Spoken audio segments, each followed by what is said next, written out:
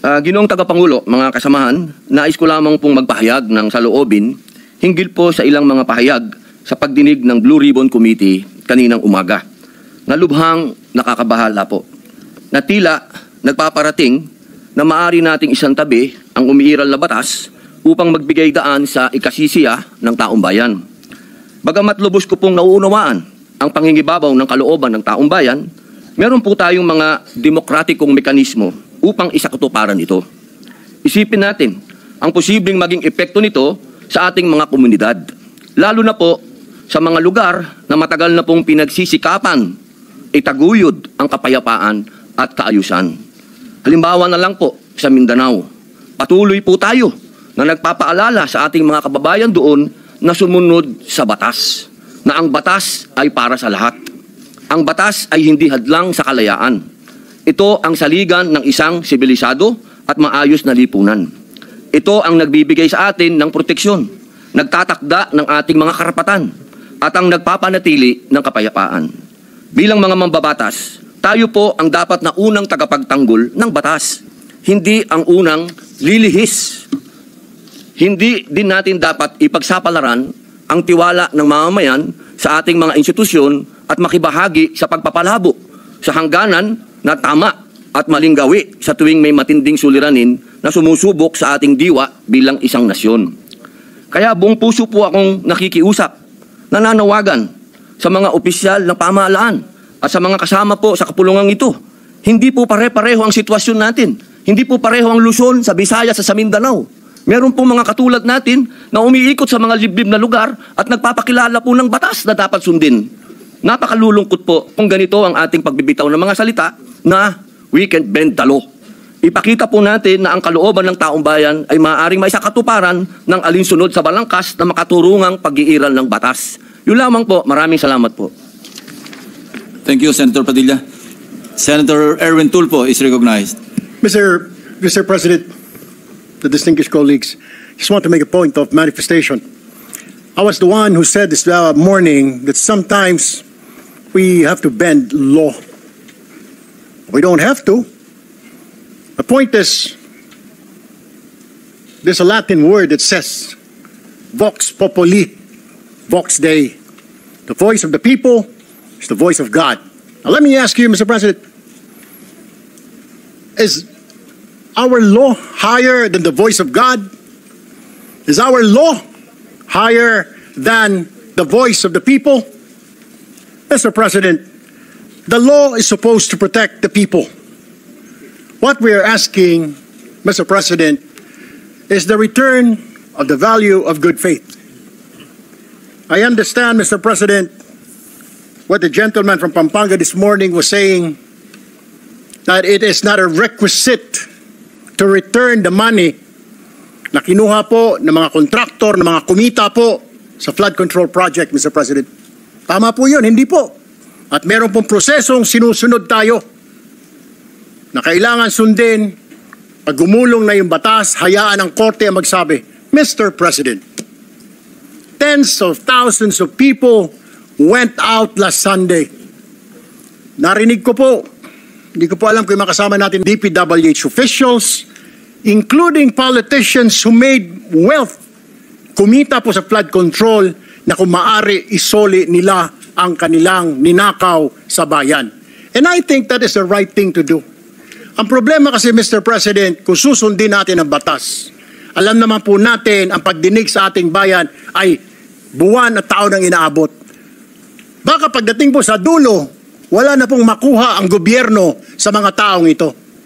My only point, Mr. President, is the people were asking, the people are demanding. Isole yung pera na ninakaw sa kanila. Meron po tayong batas. True enough, Mr. President, I don't disagree. There is a process. May proseso, tama din po.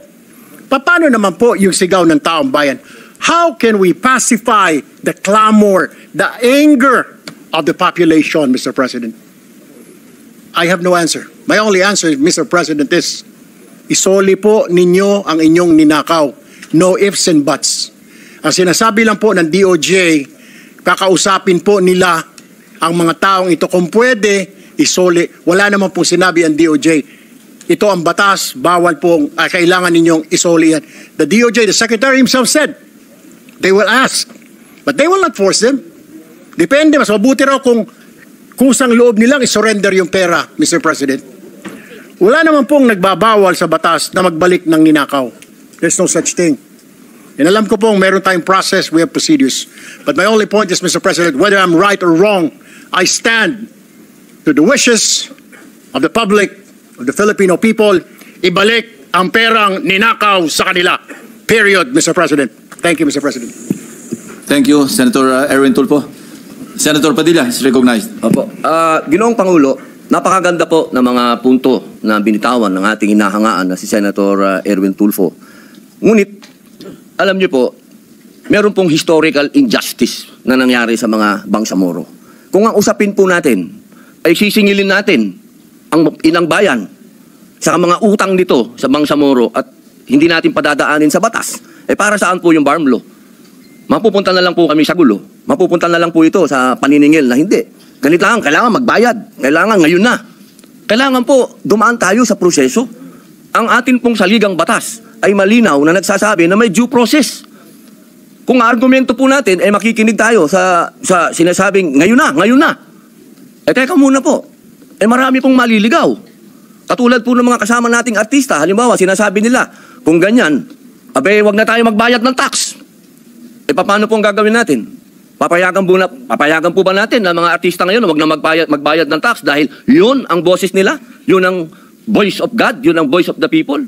Ang gusto ng mga tao, lahat ng tao ngayon ayaw na magbayad ng tax. Dahil sa nangyayaring ito. Ang gusto ko lamang pong linawin, Ginoong Pangulo, tama po, naniniwala po ako na ang tao'y galit na. Dapat lang po silang magalit. Marami nang talagang ghost project, ang dami na pong nangyayaring ito. Pero sana po, intindihin po natin din yung mga kababayan natin sa malalayong lugar na humahanap ng hustisya. Madami pong mga kababayan natin, katulad ng mga katutubo, na humihingi din po ng hustisya yan.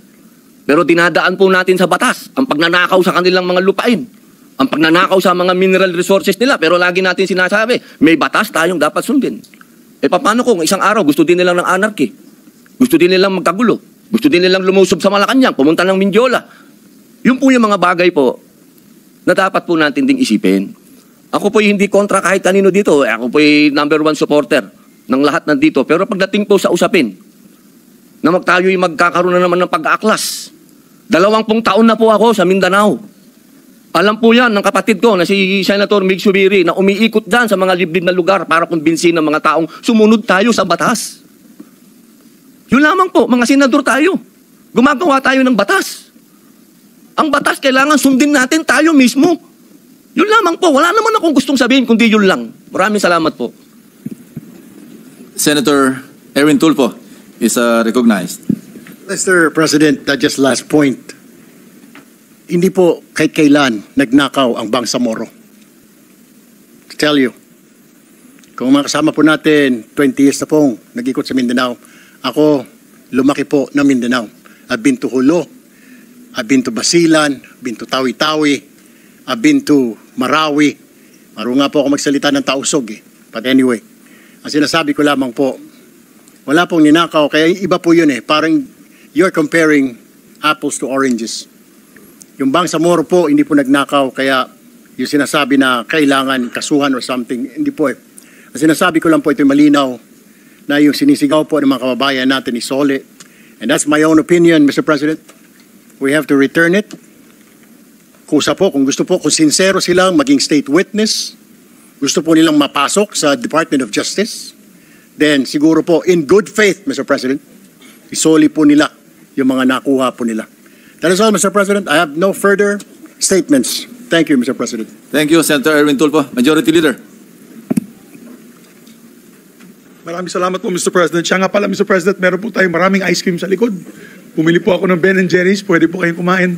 At anytime, pampalamig muna ng ulo sa ating mga kasamahan.